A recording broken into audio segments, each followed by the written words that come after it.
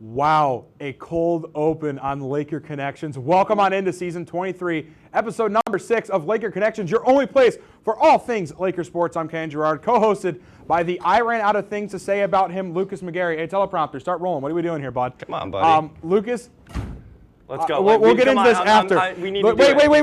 Wait. For those who don't know at home, it is NFL draft night, and right now the Steelers have already made their pick. We are unaware, and we are cold opening a live reaction. The audio will be off. I will basically be Roger Goodell. He is hoping for Shedeur Sanders. I want Shedeur. Give Let's me Shedeur. see. It is time. We're going to hit play. We're not going to have the audio, but we will react live to the Steelers pick. Is it not going to roll? Here we go. All right, it's rolling. So the Steelers have picked. Where's the volume? No volume. You can't remember. Derek Harmon, defensive tackle out of Oregon. Shedeur Sanders stays on the board. And Lucas McGarry is going to cry. We'll have 30 seconds for him to cry. We'll see you after the intro video. Roll it.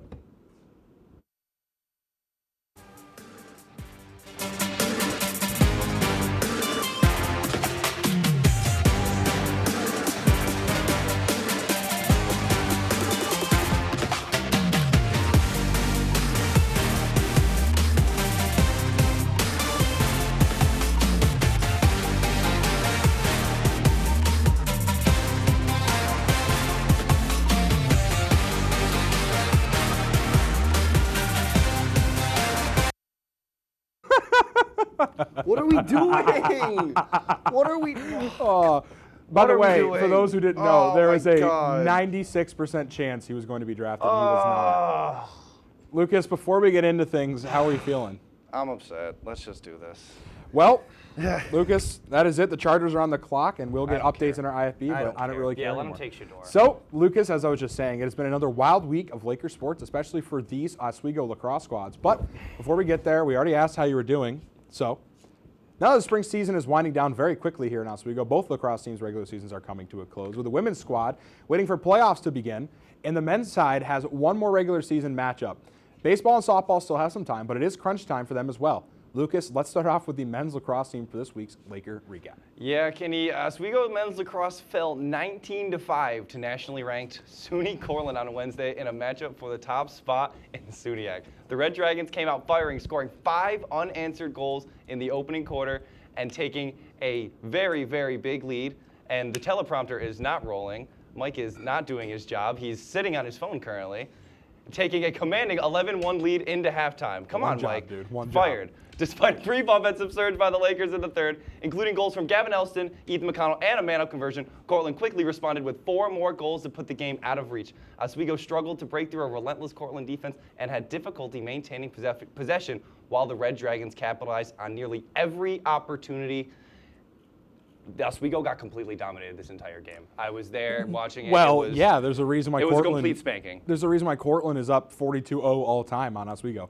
The Lakers have never beat Cortland in men's lacrosse. I'm not surprised whatsoever. And just complete dominance. Look at that. I mean, that is wow. Yeah, that sucks if you're a Laker. That's just not here's the thing though. Cortland barely dropped to RIT, who was the national champion. It's not a surprise this team is as good as they are. We mentioned it time and time again earlier on that this Cortland squad is just not an easy beat, and we saw exactly why. But they're nationally ranked. I mean, it makes sense. It absolutely does. It'll be an interesting wind-down, but we'll get to that in the week ahead. But it has been an incredible season for the Oswego State women's lacrosse team, and that did not change their matchup with the Buffalo State Bengals. With a win in this game, the Lakers would secure the perfect regular season record in the conference and firmly sit atop the pack and win the SUNYAC regular season championship. After the first half, the Lakers would have a firm lead over the Bengals, sitting on top at 7-2. The second half was no different in Buffalo, New York, as the Lakers would win in dominating fashion, 17-8. The Lakers finished the regular season at 13-2 overall and a perfect 9-0 in conference. The Lakers win the SUNYAC regular season championship and now look ahead to the postseason. Lucas, wow, what a season it was for this women's lacrosse team, but it's not over. Take me through this final regular season game for the Lakers. Yeah, no, I really want to talk about them more. We'll get to that in a little bit, but I mean, what a way to finish out the season, and just yet again another dominating performance by the Lakers, 17-8 to finish it out. Just so strong, and that's been the story the whole season. They have had no slip-ups, basically. They have been so solid. They have had their best season now since 1997. the last time they had a 2-loss season. So for them, I would be nothing but proud, and they have infinite momentum going into the playoffs as the #1 undisputed top #1 seed in the SUNYAC. Absolutely, but Lucas, now it's time to take me over to the Diamond. Yeah, absolutely. The Oswego Lakers picked up another win over RIT on the road Tuesday, jumping out to an early lead and cruising to a 9-5 victory. Trey McGowan led the charge with a perfect 4-for-4 day at the plate, tallying a double, 2 RBIs, a walk, and 2 stolen bases. The Lakers struck early and often, scoring in 6 of the first 7 innings while racking up 15 hits and swiping 7 bags. A 3-run fifth, capped by McGowan's 2-run single, gave Oswego control. Starter Jai Sharma earned his first win with 2 scoreless innings, and the bullpen combined to hold off a late push from the Tigers. Despite a pair of late extra base hits from RIT, the Lakers managed to hang on and close out the game. Yeah, and again, we talked about this Oswego team and needing to, get the bats up and going, and I think this one was a good example as to what. You lost your microphone. I did. There. Yeah. Let me readjust right here. So basically, yeah, this team was one that needed to wake up the bats. We saw that happen in this game, and I think this is a team, again, that it's in the late season. They need to make that playoff push. I think some play like this inside the conference can be very good for the squad. I mean, again, it's an out-of-conference matchup, but a good win nonetheless for the Lakers, 9-5 victory. Leading in the hits category, but I think the big notable difference in stats is the 4 errors for the Tigers. But rough for RIT. It was rough for the Tigers. But let's move ahead now to the softball squad. Another page in the Oswego and Plattsburgh rivalry book has been written today. The softball team headed up to the North Country for a doubleheader against the Plattsburgh State Cardinals. Game 1 would go the way of the Cardinals with a 4-1 win for Plattsburgh State. But Game 2 is a different story for the Lakers. The Lakers would enter the 7th and final inning up 3-1 and would add 6 insurance runs in the inning. Scoring would come the way of a single, double, and then a triple, almost a cycle. The Lakers would allow just 1 more run in the bottom of the frame and took home a 9-2 victory over the Cardinals. The Lakers moved to 3-9 in the SUNYAC, and Lucas, every win counts to this team as they try to stay in the playoff hunt. I feel like we've been seeing this same story every single week with the softball team. They'll have 2 games, and they'll split them, and they lose the first one, and it's almost like they learned something, and they have, I swear to God, they've won the second game of all of these doubleheaders. And I feel like that's really good for a squad like this, that they're not the best, but they're still able to win and not just get swept the whole time. Like their first game, they lost 4-1, and then their second game, they had a very, very good performance against Plattsburgh. So I think for them, just a very, very solid job of maintaining their composure and not getting beat late by this demoralizing first loss. Yeah, absolutely. Again, we talked with the squad is another one that they gather themselves after that first game. And I think, going into these next 2 matchups I'll talk about very soon the week ahead. I'm not going to speak of it. Week ahead, we'll talk about it in the week ahead. We're going to go to a quick break. When we come back, it'll be time for the week ahead. You're watching Laker Connections right here on WTOP 10. When you look at the number of disasters in the U.S., chances are every area will deal with some kind of emergency in the next decade. And between school, sports, and social lives, chances are you won't be with your kids when it happens. Will they know what to do? Ready.gov/kids has the educational tools and information to make the conversation easy. When the time comes, chances are they'll feel prepared, not scared. So talk with your family today.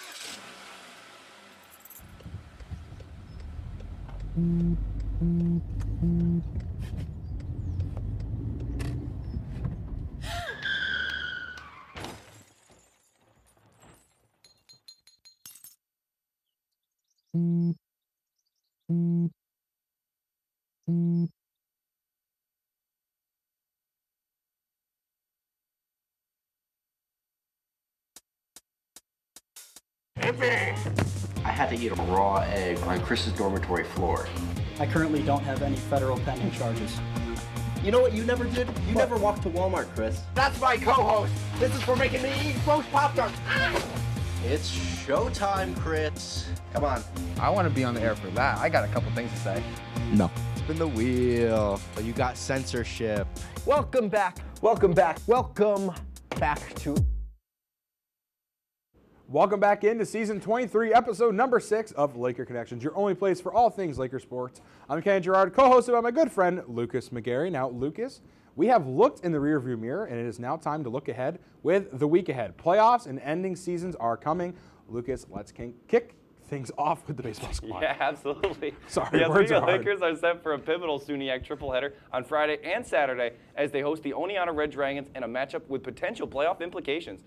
Oswego enters the day at 19-11, while Oneonta holds a slight edge at 21-9-1. Both teams bring strong offensive lineups to the field. Oneonta with a team batting average of .304, just ahead of Oswego's .297. However, the Lakers boast the advantage on the mound, sporting a 4.22 ERA compared to Oneonta's 5.23. After a string of strong offensive outing, including 15 hit efforts against both Plattsburgh and RIT, Oswego will look to keep the bats hot with the SUNYAC standings tightening up. Both games should be all 3 games actually should be very, very close. Yeah, absolutely. Again, a team that's trying to make a playoff push. Between both of these squads, they both are just that late season push. All these conference games matter a lot. And then looking at the matchup ahead, the team average, Oneonta is clearly favored in this one, but the ERA swings in the favor of the Lakers. So I think, offensively, Oneonta is more sound, but defensively, the Lakers are a little bit better. So it's going to be interesting to see, will the better offense kick in a gear here, or is it going to be the defense that takes home a win here? We will soon find out. But let's talk about the softball squad once again. The Lakers will stay the night in the North Country and take on the Potsdam Bears. The Bears sit at 1-9 in the SUNYAC, next to last and only ahead of the Morrisville Mustangs. Oswego sit at 6 in the SUNYAC, the last available playoff spot in the SUNYAC. Their win over the Cardinals gives them a head-to-head advantage over Plattsburgh to stay in the playoffs. Luke, as we mentioned earlier, the Lakers need every win they can get as they attempt to sneak into the postseason. The next 2 matchups are doubleheaders against the bottom 2 squads in conference, Potsdam and Morrisville. The matchup against the Bears is set to start at 3 p.m. with a Game 2 slated for a 5 p.m. start. Lucas, give me a look inside the matchup. I feel like there's a lot of tongue twisters when we read these. There's a lot of words and numbers that we have to say. So yeah, I guess so. No, I think this is a really, really big opportunity for them. Like I said, they're a very strong squad that is able to bounce back. So I think against these lower-ranked teams, like you just talked about, this is an opportunity for them to make a really big push and potentially even make a playoff spot. They're not eliminated yet. Like you said, they still got some SUNYAC games left. So I think for them, this is a very, very good opportunity for them to potentially make a playoff push. Well, if the season ended today, they'd be in. So I mean, again, these next Absolutely. 2 are extremely important. 2 teams they should be beating. Yeah, we'll take it over from the diamond back to the lacrosse field.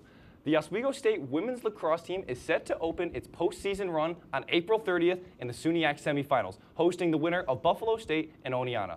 The Lakers enter the second round with serious momentum, writing a 13-2 overall record, their best season since 1997, and a perfect 9-0 mark in the conference play to claim the regular season SUNYAC title. Oswego leads the conference in scoring at 15.73 goals per game, led by point leader Madison Davis's 30 goals and 38 assists, and Alexis Hill's team leading 42 goals on the season. The Lakers rank second in goals allowed with Alana Yakovici's 7.58 goals per game. With a first-round bye and home field advantage, the Lakers will look to continue their historic season and punch their ticket to the SUNYAC champion game for the first time since 1998, the year after their best season. Well, our tongue twisters are something to laugh at. We keep losing it right at the end. This team is nothing to scoff at. I mean, looking at the stats, 13-2, best since '97. They're the SUNYAC regular season champions. 15.73 goals per game. Every single accolade. Oh my goodness, this team has been phenomenal all season long, and I expect absolutely nothing less going into this postseason matchup. It's going to be interesting to see who they get. Look at the lowest remaining seed, and I am personally excited to see how that game goes. Next Wednesday will be a show on turf. 100%. But speaking of lacrosse teams, the Lakers, with a playoff spot clinched, will head over to Canton, New York to take on the Kangaroos. Playoff implications are on the line in this one. While Oswego has clinched the postseason, they are yet to clinch a seed. A win here will clinch a home game in the SUNYAC semifinals and lock a team in as a top 2 seed.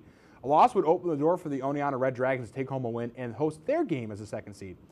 The loss to Cortland makes it unlikely to have a 1 seed. They need a win and a Cortland loss for that to happen. The game against Canton is slated for a 1 p.m. start this Saturday. Lucas, this is an important one for the lacrosse squad. What are you thinking here? Yeah, dude, it's every single time. We're good until the last 5 words, and there's tongue twister. But no, I feel like for this team, this is a must-win game against Oneonta, regardless of the Outland Cortland's game. you have to come back after the way they got absolutely dominated by Cortland. And if you want any momentum going into the playoffs, because it's only a 14 playoff. Right. The women's lacrosse league has a larger playoffs than the men's. There are 4 teams in the men's. So it is either a home game or not, and that's it. Yep. So I think for them, this is a must-win game at this point. Yep. If they played better against Cortland and maybe even won, it wouldn't be. But unfortunately, they got dominated, so now they need to make up for it. Absolutely. Again, they will be in the postseason no matter what, but it will be interesting to see if they're playing at home or if they're playing in Oneonta to New York or even Cortland, New York. But that's all the time we have for the week ahead. We're going to go to a quick break, and when we come back, it'll be finally time to talk about the NFL Draft. We will see you guys on the back half of the break. We can skip that segment.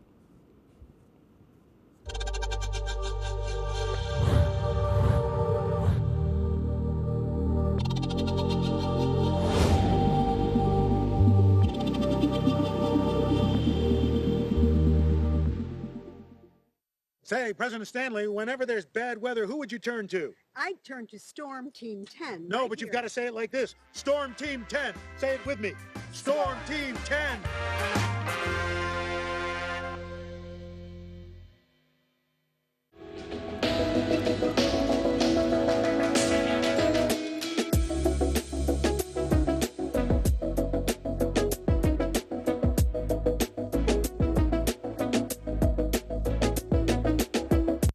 If you like action,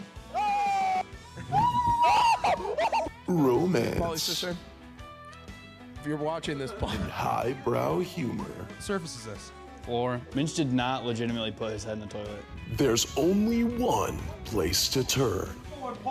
No! Tune in to new episodes of Oh boy! Only on WTOP.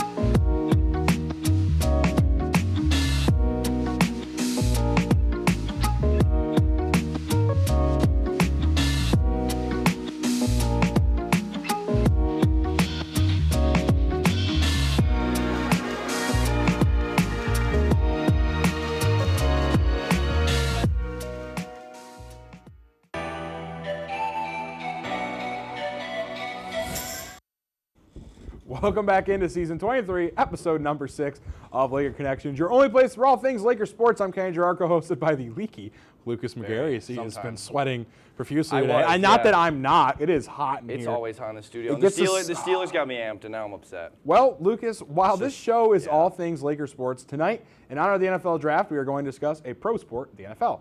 The draft is currently ongoing. We have plenty already to talk about, including who my favorite team, the Giants, drafted, as well as Mike, get off your phone.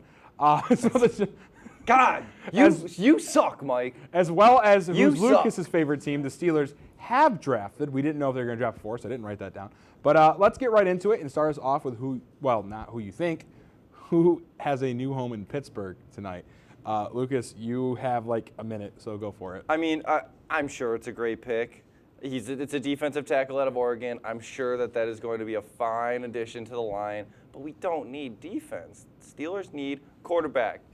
Mason Rudolph is the starting quarterback in Pittsburgh right now. That is a problem. That is a problem. Still waiting on Aaron Rodgers. No. Aaron Rodgers is not stepping foot on Pittsburgh. And That's what you think. I don't want.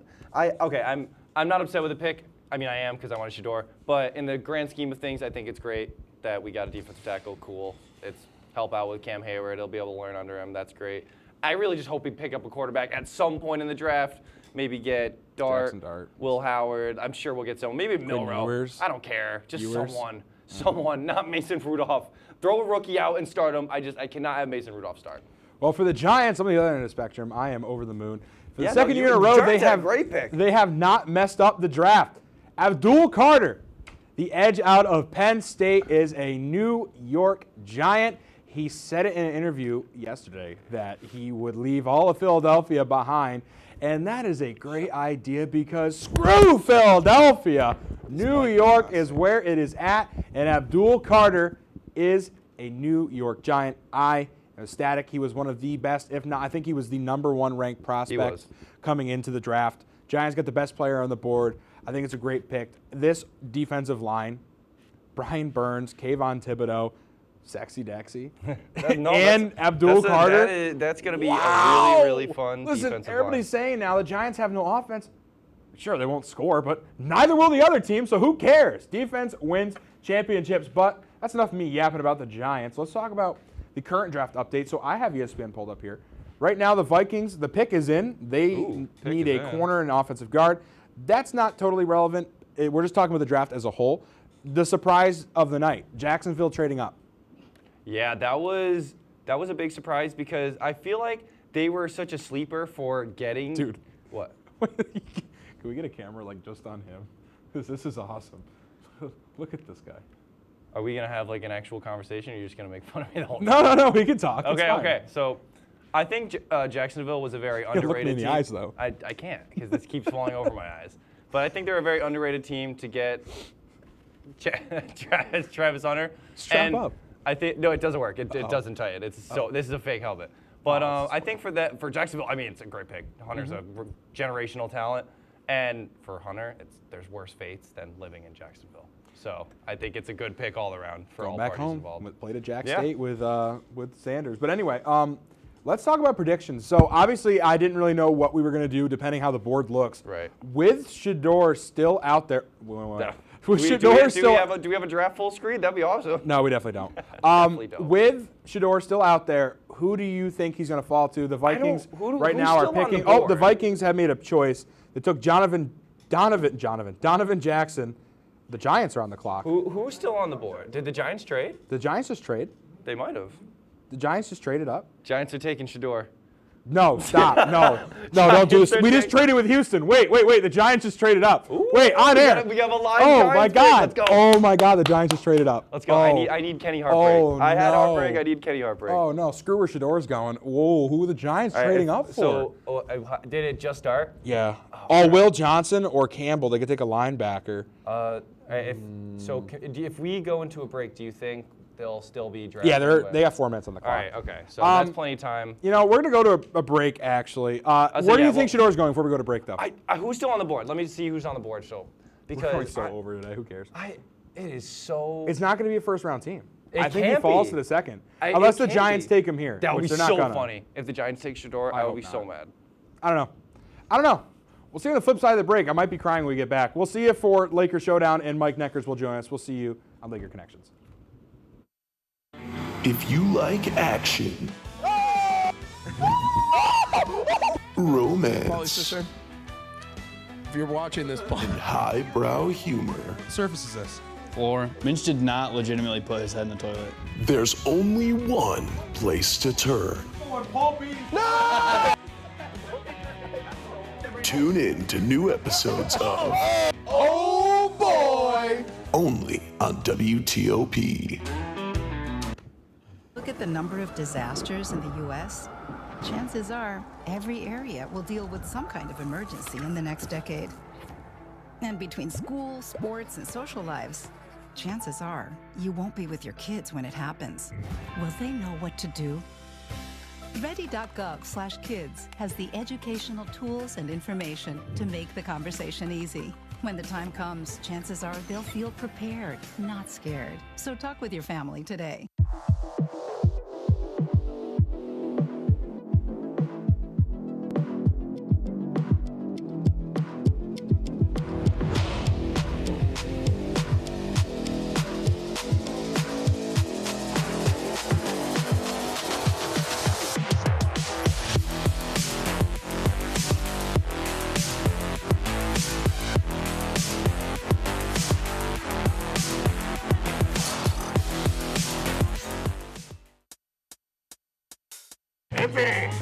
I had to eat a raw egg on Chris's dormitory floor. I currently don't have any federal pending charges. You know what you never did? You never walked to Walmart, Chris. That's my co-host. This is for making me eat roast Pop-Tarts. It's showtime, Crits. Come on. I want to be on the air for that. I got a couple things to say. No. Spin the wheel. But you got censorship. Welcome back. Welcome back. Welcome back to... Welcome back into season 23, episode number 6 of Laker Connections, your home for everything Laker sports. And Lucas, it is time to welcome our Laker Showdown moderator, Mr. Michael Neckers. Now, Lucas, you can explain to those at home what a Laker Showdown is. I'm going to try and compose myself because apparently Laker Connections has become the draft. Here's the video. Laker Showdown, if you guys haven't been here before, Mike will be asking a series of 3 questions answered by me and Kenny. Who the Giants are taking here would be a good one. Yeah, that would be a fun one. And Mike decides what answer he likes better, basically, and it's a best of 3. Kenny is currently up 3-2, and we don't know what's gonna happen next week. Technically, we could, invoke a challenge here from last time because you did ask who's gonna win GM, and he was wrong. I don't care. He wins from last week.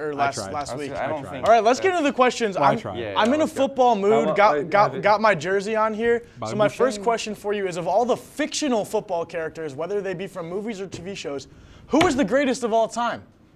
Do I get to go first? Lucas, you're up first. Well, Mike, I'm gonna be as unbiased as possible when I say this, but obviously, Bobby Boucher is 100% the greatest character of all time. It's fantastic. I mean, The Waterboy is such a fantastic movie. Adam Sandler. Love it. He's a great character. Kenny, your rebuttal? Can you have the Giants? Are they drafting? Still in commercial. Still in commercial. Picks in, though. I mean, you go Paul. Oh, this is a good one. He's on Google. I am, because I couldn't think of anybody because I had Bobby loaded up. Give me Billy Bob from Varsity Blues. Oh, that is Billy a good Bob pull. That is a really Blues. good pull. I think that's a good pick. I love Billy Bob. Yeah. Give me Billy Bob. 2 gentlemen with the name Bobby, some sort of that. Yeah. I've got to go with Lucas on this one, Kenny. Okay. I'm wearing the Bobby Boucher jersey. Choice, but I'm wearing the Bobby Boucher jersey. It's a great answer. Great answer from you as well. But next up, it is draft day, as we mentioned. Big pick coming up. Might have to pause in the middle of this one, but there's lots of stars being drafted left and right. But who do you guys have being the biggest bust in this year's draft? Kenny, you're up first. Shedeur Sanders. As he's about to get picked by the New York Giants. If this is my last remarks before he's a Giant, Shedeur Sanders sucks. He's not good. In all seriousness, the bust is going to be Cam Ward. I don't think he's going to do anything. That's true. No, that's fair. He was the #1 overall pick. I don't think he's going to do a single thing. Cam Ward, I would like to think there's a more than likely chance he is the bust of the year. Why are they showing Jackson? They're showing Jackson Dart on the screen right now. Kenny, I'm going to go with your answer on this one. I think Shedeur will be a bigger bust than Cam Ward. Really? With that said, I do still think Cam Ward. Shamu? Cam Ward is also going to be a bust, and I believe Roger Goodell may be walking out onto the stage right now. We'll get to the last question. We only have 2 minutes left. We're running out of time. Okay. The Giants might not make a lot big. We're cutting it close. My final question has to be, of all the big fast food joints around the United States of America, which one is the best? There is a correct answer here, but if neither of you choose it, I'll pick the best answer. Lucas, you're up first. So our beautiful assistant. Time out. Stop the clock. Time out. We're just gonna run It's draft day. We're gonna run out of time. I want David Putney. Give me David Putney. Hold on, the Giants are picking right now. We're gonna get a live reaction. Shedeur. Oh my God! Don't be Shedeur. Jackson Dart! Oh my God! What? No way! You didn't even pick him. No way! Jackson Dart? Why did we trade up for Jackson Dart? What are we doing? Oh my God! We trade up, didn't even take Shedeur. We took Jackson Dart. Are you kidding me? What? Uh-oh. What? This is worse than Are I you reacted. kidding me? No, that's not real. No, why did we do that? Oh my God, I knew it was too good to be true. No, we gotta do it. All right, we got a minute. We gotta finish this. Best fast food joint. Lucas, you're up. Start the timer. Our beautiful assistant producer, Charlie, had a fantastic. Yeah, he's right there. Hey, Charlie. Wendy's is the greatest fast food. I absolutely love Wendy's. Wendy's is fantastic. Their McNuggets are not McNuggets. Their nuggets are so underrated. Their chicken nuggets are so underrated. I love their burgers. Yeah, go ahead, Tony. Five Guys, and it's not even close. It might be expensive, but at least it tastes good. Yeah, it's $20 for a burger. And I will say this: there's one more reason why I think this. When you walk into a Five Guys, there is a magazine on the wall, and you know who's on that magazine? LeBron! Well, Kenny, a great answer, but Five Guys is so expensive. I can't justify it. Tie it up. Go ahead, tie it up. Lucas McGarry takes it. We are tied at 3-3. We have one more week. No, we don't. He's not going to be here. I won't be here either. Whatever. We'll have to find fill-ins. We got to go home. I'm going to go mourn about what the Giants just did. Yeah, Thank you guys for joining us. Steelers and Giants. We'll see you next week. Only me, not these two, for episode number 7, the last one of the semester. Have a good night.